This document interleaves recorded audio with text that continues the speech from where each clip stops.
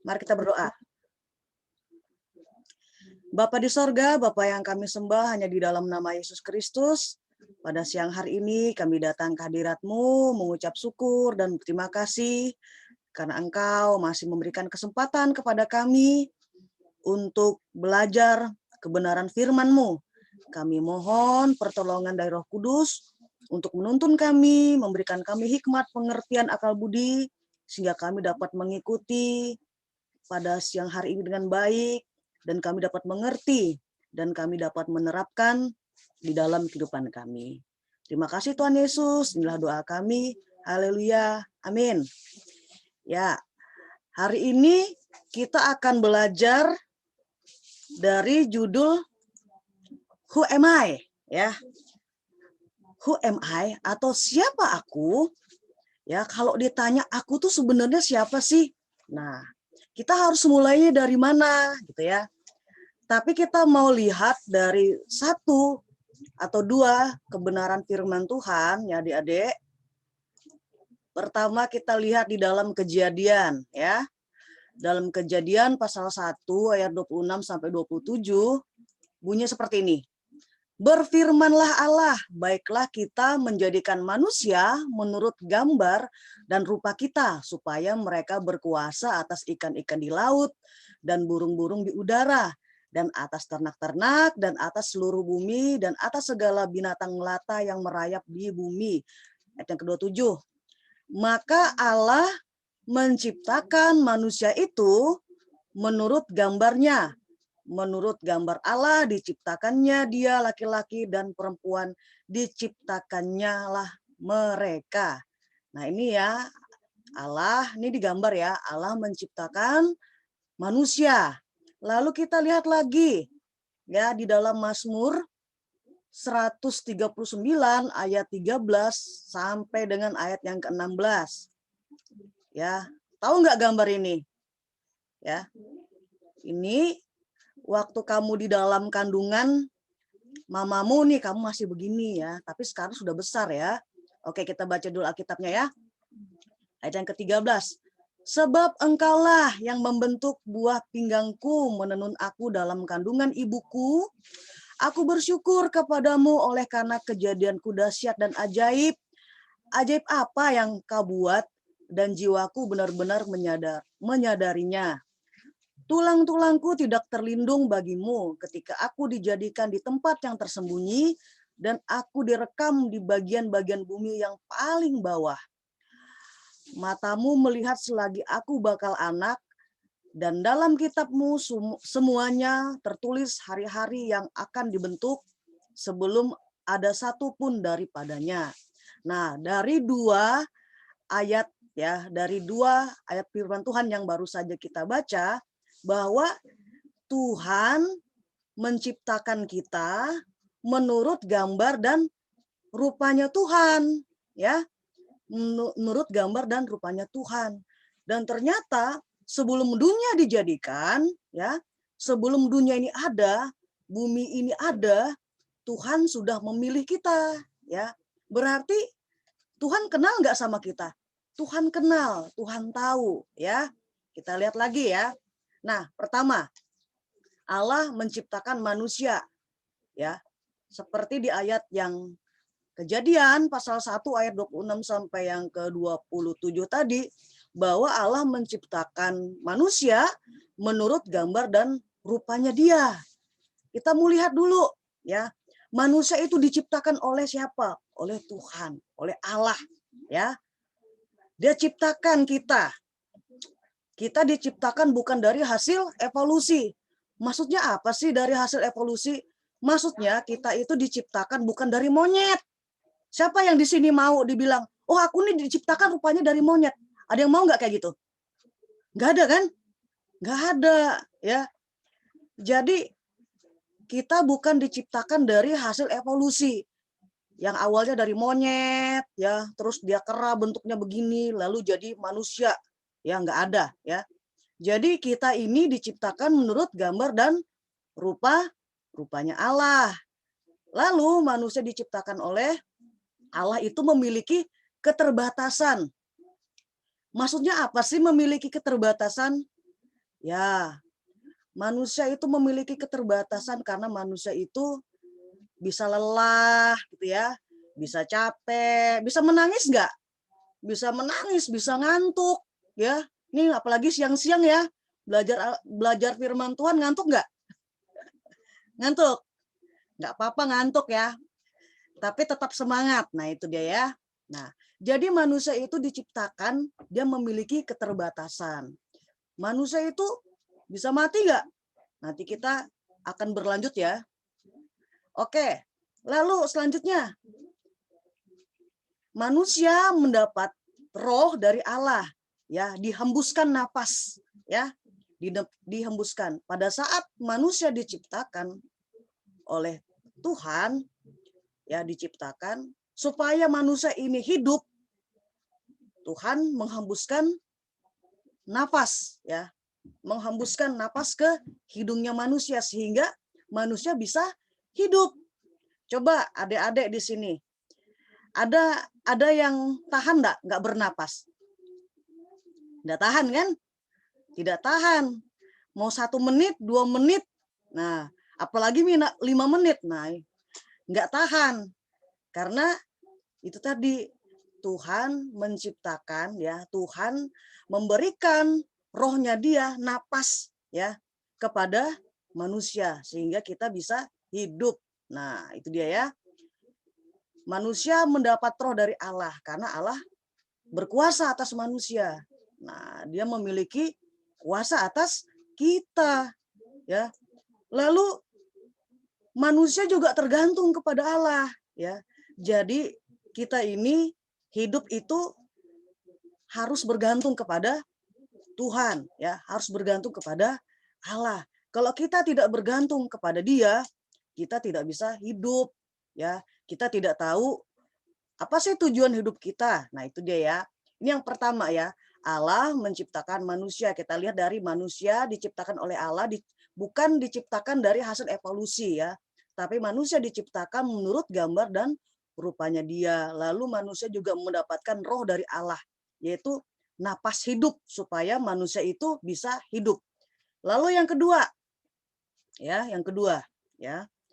Manusia diciptakan menurut gambar Allah ya, gambar Allah. Perhatikan gambar di depan ya. Manusia adalah gambar Allah ya. Tapi manusia bukan Allah. Paham ya? Manusia bukan Tuhan ya. Karena manusia memiliki keterbatasan. Nah, itu dia. Walaupun manusia diciptakan menurut gambar Allah ya, manusia itu bukan Allah ya. Lalu manusia yang merupakan gambar Allah itu berbeda dari ciptaan yang lain ya. Jadi manusia itu tidak sama dengan ayam ya, tidak sama dengan apa? Kelinci ya, tidak sama dengan monkey ya, monyet, enggak sama ya. Apalagi manusia itu tidak sama dengan jerapah yang lehernya panjang, berbeda ya. Jadi manusia itu adalah spesial di matanya Tuhan karena manusia diciptakan menurut gambar dan rupanya. Lalu manusia mencerminkan Allah. Kalau kamu lihat dirimu di cermin, kamu pasti dapat melihat, oh, ini aku ya di depan cermin tuh seperti ini. Nah, jadi manusia itu merupakan atau di sini dikatakan manusia mencerminkan Allah. Ya karena manusia tadi diciptakan menurut gambar dan rupa Allah. Nah, manusia mencerminkan Allah karena manusia adalah wakil Allah di dunia ya. Diberikan kuasa untuk melakukan pekerjaan di bumi, di dunia ya, seperti yang dilakukan oleh Adam dan Hawa. Mereka memelihara taman di Taman Eden. Bahkan Adam diminta oleh Allah untuk memberikan nama kepada hewan-hewan yang ada. Makanya kita bisa tahu, oh itu tuh namanya jerapah, oh itu tuh namanya kucing, oh itu tuh namanya gajah dan sebagainya ya. Lalu manusia mencerminkan Allah, dia berkuasa atas ciptaan lainnya ya. Dia berkuasa atas ciptaan lainnya. Nah, itu dia. Itu yang kedua, manusia diciptakan menurut gambar Allah. Lalu yang ketiga, manusia diciptakan seperti Allah. Ya, seperti Allah. Kita lihat. Seperti Allah maksudnya dia memiliki sifat-sifat Allah. Seperti apa aja sifat-sifat Allah itu? Ya, sifat Allah itu kalau dilihat dari sisi secara mentalnya, moral dan sosialnya, ya. Berarti sifat-sifat Allah kalau dilihat dari sisi mentalnya, moral dan sosial itu sangat baik, ya, karena Allah itu kan kudus, ya. Allah itu dia sumber dari kebaikan, sumber kebenaran dan sebagainya. Bahkan dia kebenaran itu sendiri. Nah, berbeda secara kualitas. Nah, itu dia ya. Lalu manusia diciptakan seperti Allah supaya manusia itu bergantung kepada Allah, ya. Supaya apa? Supaya tujuan hidupnya jelas, ya. Kamu kalau mau besar nanti hidupmu seperti apa? Tujuanmu seperti apa? Kalau misalnya kita tidak bergantung kepada Tuhan, ya, kita tidak punya tujuan hidup, ya. Kalau kalian dari sekolah, ada yang sudah dari SD, ada yang SMP, mungkin ada yang SMA barangkali dari kalian, ya. Dengan kalian bergantung kepada Tuhan, kalian bisa tahu apa sih tujuan hidupmu yang sebenarnya. Pasti tujuan yang sebenarnya apa? Menyenangkan hati Tuhan. Itu dia ya. Sehingga kita mencapai kesempurnaan. Lalu yang keempat. Nah, kalau adik-adik baca di dalam Kejadian pasal 3, pasti adik-adik bisa lihat di situ bahwa manusia jatuh ke dalam dosa. Nah, ini gambar manusia setelah jatuh dalam dosa. Coba perhatikan di sini ya.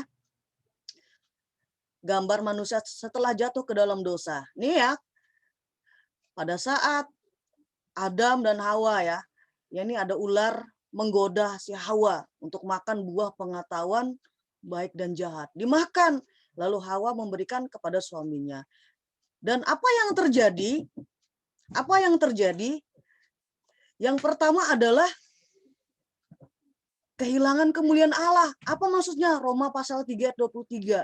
Manusia telah berdosa, ya. Manusia jadi berdosa.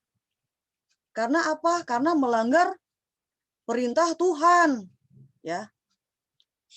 Melanggar perintah Tuhan. Kehilangan kemuliaan Allah, ya. Gambar diri manusia itu jadi rusak karena dosa. Ya. Dosa. Lalu yang kedua, ya, pada saat manusia jatuh ke dalam dosa, yang terjadi adalah manusia itu mati karena pelanggaran-pelanggaran dan dosa-dosanya. Jadi manusia itu bisa mati. Ya. Mati karena apa? Karena melanggar. Ya. Karena melanggar hukum Tuhan. Ya, melanggar perintah Tuhan. Kalau mati kan pasti dikubur ya. Nah, mati pasti dikubur. Itu dia. Lalu yang ketiga, gambar manusia setelah jatuh dalam dosa yang terjadi adalah ini. Lihat itu ada api-api itu ya. Upah dosa adalah maut. Ya. Jadi pada saat manusia jatuh ke dalam dosa, ya, manusia itu mengalami kematian. Kematiannya apa aja kematiannya? Kematian secara rohani, ya. Kematian secara fisik. Nah, dan yang ketiga, kematian kekal. Tahu nggak kematian kekal di mana? Nih, di sini. Terpisah selama-lamanya dari Tuhan. Bayangkan, terpisah selama-lamanya dari Tuhan. Ini ya, ini adalah gambar manusia setelah jatuh dalam dosa. Lalu posisi kita gimana dong gitu ya? Kalau ditanya, sebenarnya aku ini apakah aku mengenal diriku? Misalnya kayak gitu ditanya, aku ini sebenarnya siapa sih? Kalau kita belajar dari firman Tuhan ini, kita pertama jadi tahu bahwa kita ini diciptakan menurut gambar dan rupa Allah. Jadi sebelum dunia dijadikan, ya, sebelum dunia ini dibentuk, Tuhan sudah mengenal kita. Tetapi karena manusia jatuh ke dalam dosa karena ketidaktaatan, yang terjadi adalah gambar manusia di dalam diri kita itu rusak. Ya, kita jadi kehilangan kemuliaan Allah, kita mati karena pelanggaran-pelanggaran dan dosa kita, bahkan kita mendapatkan upah dosa, yaitu maut atau kematian kekal. Nah, tapi ada satu pribadi yang begitu mengasihi kita, sehingga pada saat kita percaya kepada Dia, kita dapat mengenal diri kita ini yang sebenarnya. Oke, ini ada ayat firman Tuhan ya. Karena Yohanes 3 ayat 16, karena begitu besar kasih Allah akan dunia ini, sehingga Ia telah mengaruniakan anaknya yang tunggal, supaya setiap orang yang percaya kepadanya tidak binasa, melainkan beroleh hidup yang kekal. Ya, apa maksudnya tidak binasa? Tidak mati, ya, tidak memperoleh penghukuman kekal di api neraka. Tetapi di sini dikatakan hidup yang kekal, hidup selama-lamanya bersama dengan Tuhan Yesus. Nah, kalau kita percaya kepada Tuhan Yesus, Dia adalah Tuhan juru selamat kita. Kita jadi tahu siapa diri kita yang sebenarnya di hadapan Tuhan. Kakak mau tunjukkan video ya. Nah, mudahan videonya suaranya kedengeran ya. Silakan disimak.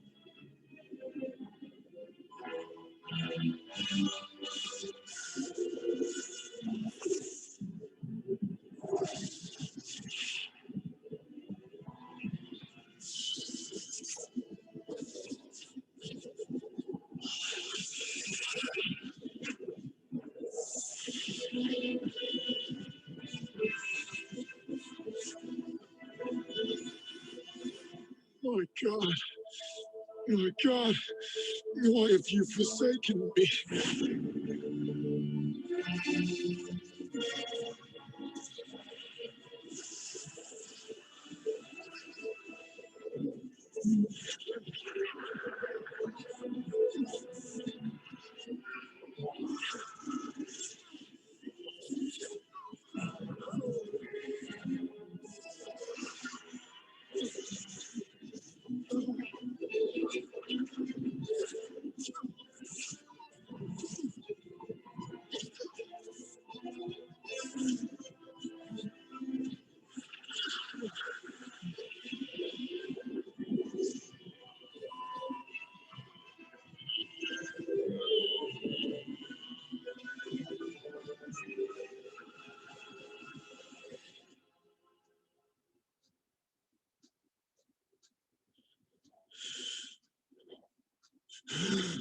Finished!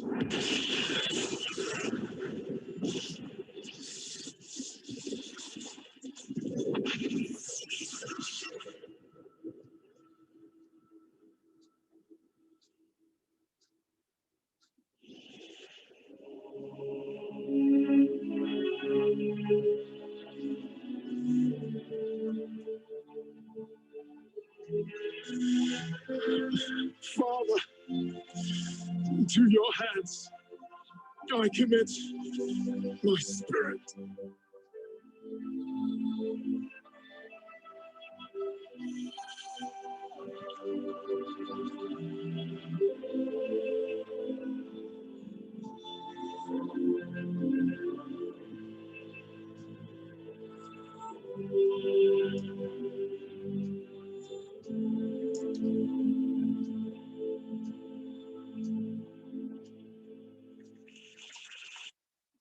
Nah, itu adalah video tentang, ini video animasi ya adik-adik ya, ini video animasi. Jadi di dalam video ini kita dapat melihat bahwa Yesus itu dia mati ya, dia rela menanggung segala dosa kita, segala kutuk, segala macam penyakit dan sebagainya. Ya. Untuk siapa? Untuk manusia yang berdosa. Ya. Pada saat kita percaya kepada Yesus, dia mati dan dia bangkit buat kita, kita jadi mengerti dan mengetahui siapa sih diri kita yang sebenarnya di hadapan Tuhan. Nah, kalau kalian melihat atau menyaksikan video ini, kita jadi tahu nih, Tuhan Yesus itu pengorbanannya luar biasa buat manusia ya yang berdosa. Dia nggak mau manusia itu mengalami apa? Penghukuman. Makanya ya di dalam Yohanes 3 ayat 16 tadi ya, karena begitu besar kasih Allah akan dunia ini sehingga ia mengaruniakan anaknya yang tunggal supaya setiap orang yang percaya kepadanya tidak binasa melainkan beroleh hidup yang kekal. Oke, kita lihat lagi di dalam Kisah Para Rasul. Nah, ini Kisah Para Rasul pasal 4 ayat 12. Kakak ambil di versi bahasa Indonesia masa kini ya.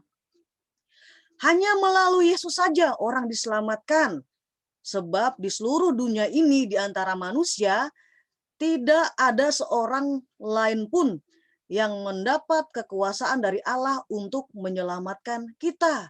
Jadi melalui siapa kita diselamatkan? Melalui Tuhan Yesus ya. Tuhan Yesus memberikan cintanya kepada kita sehingga kita boleh mengenal dia, sehingga kita boleh tahu, oh siapa sih diri kita yang sebenarnya di hadapan Tuhan. Itu dia ya. Jadi kita mengerti apa sih kok sampai Tuhan menciptakan manusia gitu kan. Manusia diciptakan menurut gambar dan rupa dia. Ya, sebelum dunia dijadikan, dia sudah memilih kita. Tetapi pada saat di dalam Kejadian pasal 3, manusia jatuh ke dalam dosa karena ketidaktaatan. Jadi Tuhan Yesus datang ke dunia untuk memperbaiki hubungan kita dengan Bapa ya, supaya menjadi baik ya, diperdamaikan ya. Sehingga kita jadi mengenal siapa sih diri kita yang sebenarnya di hadapan Tuhan. Nah, itu dia ya. Oke, kita lihat lagi. Setelah kita menerima dan percaya Yesus yang mati dan bangkit untuk kita, maka kita dapat mengenal diri kita yang sebenarnya ya. Ya, yang pertama, kita jadi tahu bahwa kita adalah anak-anak Allah. Nah, pada saat kita menerima percaya Yesus sebagai Tuhan, kita jadi mengenal diri kita. Oh, ternyata kita dijadikan sebagai anak-anak Allah. Ya, anak-anak Allah. Di dalam Yohanes 1 ayat 12 bunyinya kayak gini. Tetapi semua orang yang menerimanya diberinya kuasa supaya menjadi anak-anak Allah, yaitu mereka yang percaya dalam namanya. Nih, tetapi semua orang yang menerimanya. Nya ini siapa sih? Nya ini Tuhan Yesus loh. Ya, kayak gini bahasanya ya, supaya kalian ngerti. Tetapi semua orang yang menerima Tuhan Yesus diberinya kuasa supaya menjadi anak-anak Allah. Statusnya apa? Anak-anak Allah. Yaitu mereka yang percaya dalam namanya. Mereka yang percaya dalam nama Tuhan Yesus. Nah, pada saat kamu percaya, ya, mengaku Yesus sebagai Tuhan Juru Selamatmu, kamu diberi kuasa supaya menjadi anak-anak Allah. Seru nggak sih jadi anak-anak Allah? Ini ada orang bilang, ya, ada seorang tokoh besar dulu ya. Dia itu ikut Yesus itu ikut-ikut aja, ikut-ikutan gitu ya. Tapi dia nggak sungguh-sungguh. Lalu dia belajar ilmu, ya. Dia belajar ilmu, dia bilang kayak gini, aku pengen punya kekuatan supaya aku bisa berkuasa. Lalu dia belajar ilmu. Ilmu apa? Ilmu hitam. Ya. Dia belajar ilmu menghilang. Dia belajar, pokoknya dia punya kekuatan yang supranatural. Dia sampai mengatakan begini, jadi anak setan aja aku sudah suka. Waduh, ya. Ada orang ngomong kayak gitu. Jadi anak setan, jadi anak iblis sudah demen, ya. Karena dia punya kekuasaan. Tetapi pada saat dia bertobat, yang tokoh besar ini bertobat, dia terima Tuhan Yesus, ya. Apa yang dia dapatkan? Kekuasaan yang lebih besar. Maksudnya apa? Maksudnya dia dapat mengusir setan dalam nama Tuhan Yesus. Ya, jadi kalau namanya setan, ya, iblis, roh-roh jahat itu, walaupun mereka bisa ganggu-ganggu dan sebagainya, tapi ketemu dengan anak Tuhan yang sungguh-sungguh, waktu kita usir setan dalam nama Tuhan Yesus, setannya kabur, ya. Setannya pergi, ya. Jadi kalau kita percaya Yesus, kita dikasih kuasa untuk menjadi anak-anak Allah. Jadi setan-setan itu pada takut nih sama anak-anak Tuhan. Kenapa? Karena kita dikasih kuasa menjadi anak-anaknya. Mereka yang percaya dalam nama Tuhan Yesus. Jadi tidak perlu takut lagi ya kalau misalnya kalian malam-malam misalnya lewat depan kuburan, dosa lari di kuburan ini, gak usah lari gitu ya. Ya, justru setannya yang harus lari ngelihat kamu, itu dia ya. Oke, ini yang pertama ya. Jadi pada saat kita menerima Yesus sebagai Tuhan, juru selamat kita jadi tahu ya, diri kita tuh sebenarnya siapa. Ya. Yang pertama, kita jadi tahu status kita menjadi anak-anak Allah. Itu dia ya.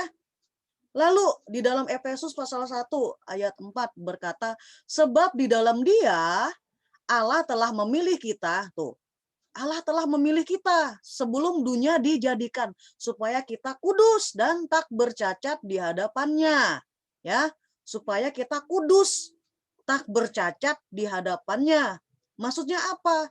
Kan Allah itu kudus. Jadi Allah itu mau supaya kita itu juga kudus. Pada saat orang mengambil keputusan percaya kepada Tuhan Yesus, perhatikan di sini ya,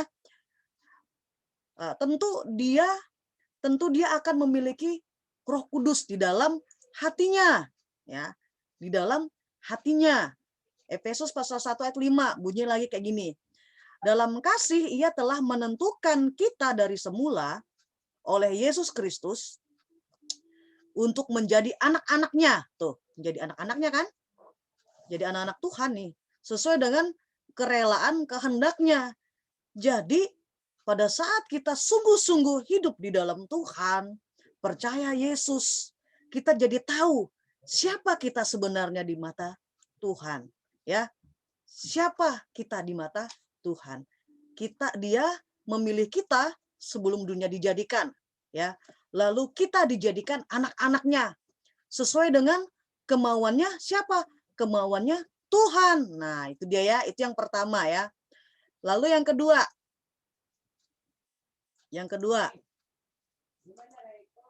ciptaan baru ya. Jadi pada saat seseorang menerima bahkan percaya Yesus, dia mati dan bangkit, maka dia akan mengenal dirinya sebenarnya. Yaitu yang kedua, dia tahu bahwa dia diciptakan menjadi ciptaan yang baru atau manusia yang baru.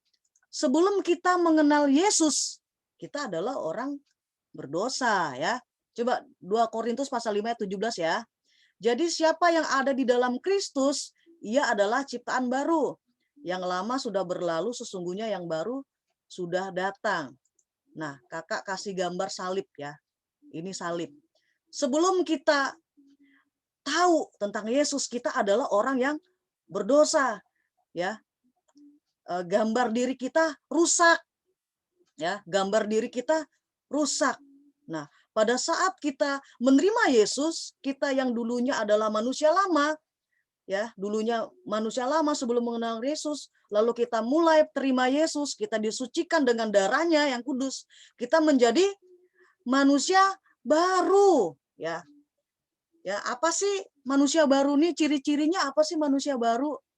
Ya, yang pertama, dia hidupnya sungguh-sungguh sama Tuhan, ya. Terus tuh apa lagi? Kalau manusia baru, dia jaga perkataannya, dia jaga hidupnya, apalagi dia tidak ngomong asal-asalan, ngomong sembarangan. Ya, pada saat dia mendengarkan firman Tuhan, dia sungguh-sungguh nih dengarkan firman Tuhan.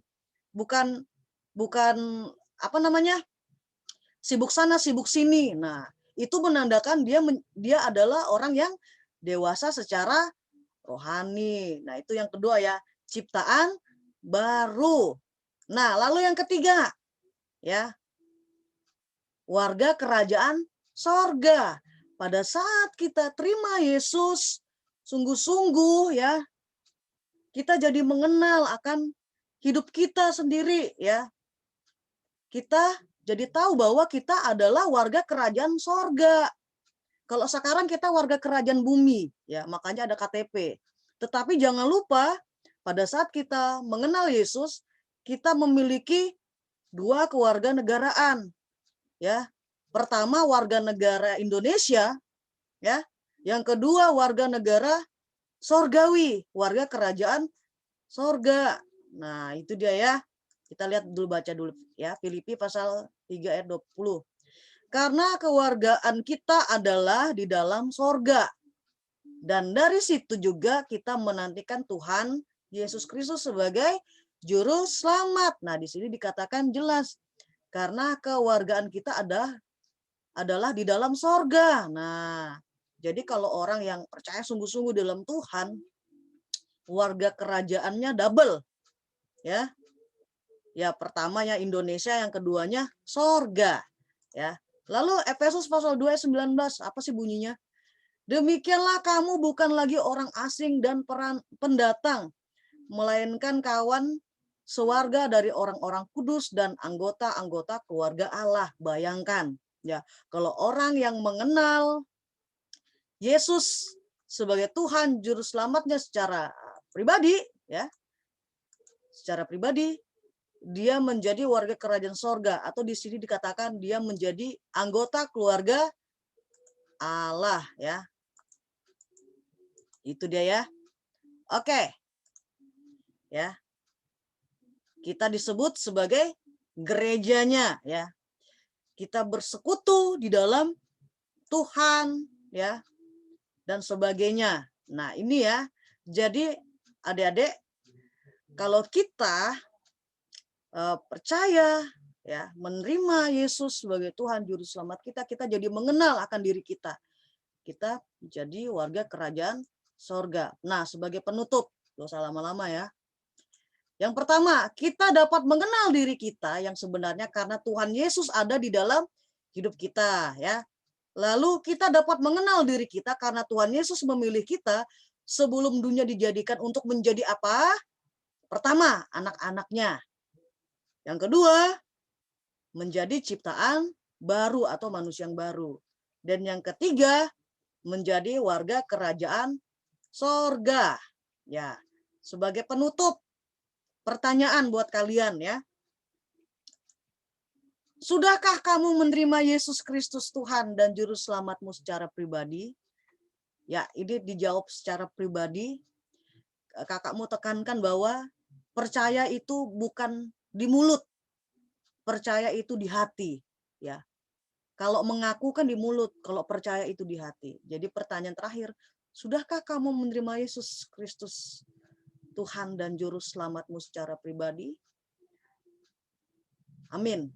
Demikian materi kita hari ini. Ada yang mau tanya nggak? Ada sesi tanya jawab nggak, Kak Tea? Ada sih kalau yang mau tanya. Ada yang mau tanya?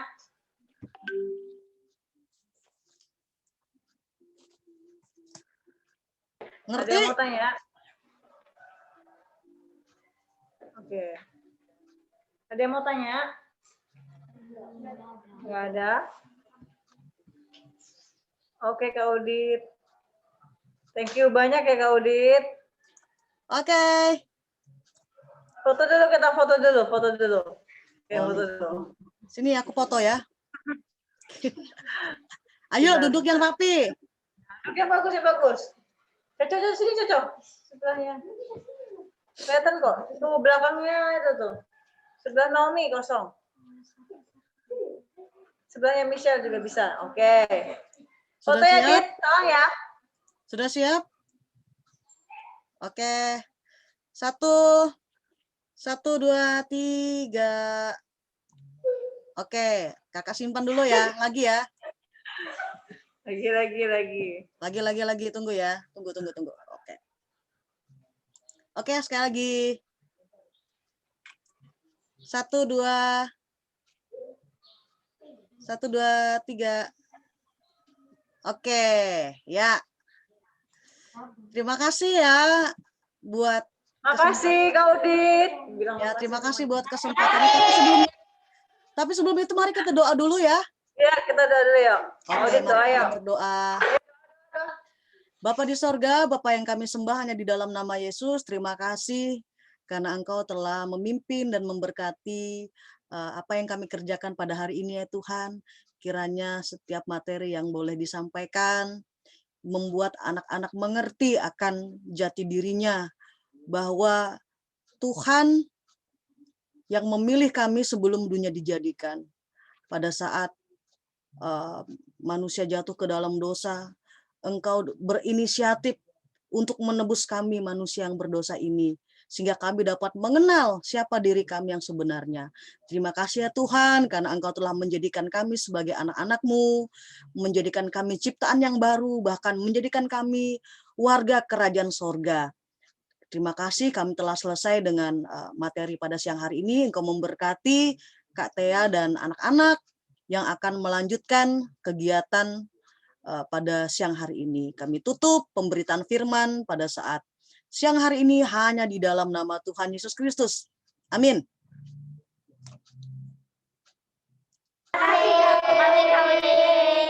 Terima kasih semuanya. Terima kasih ya, Bundit. Oke. Thank you ya. Yo, Berkati ya. Oke.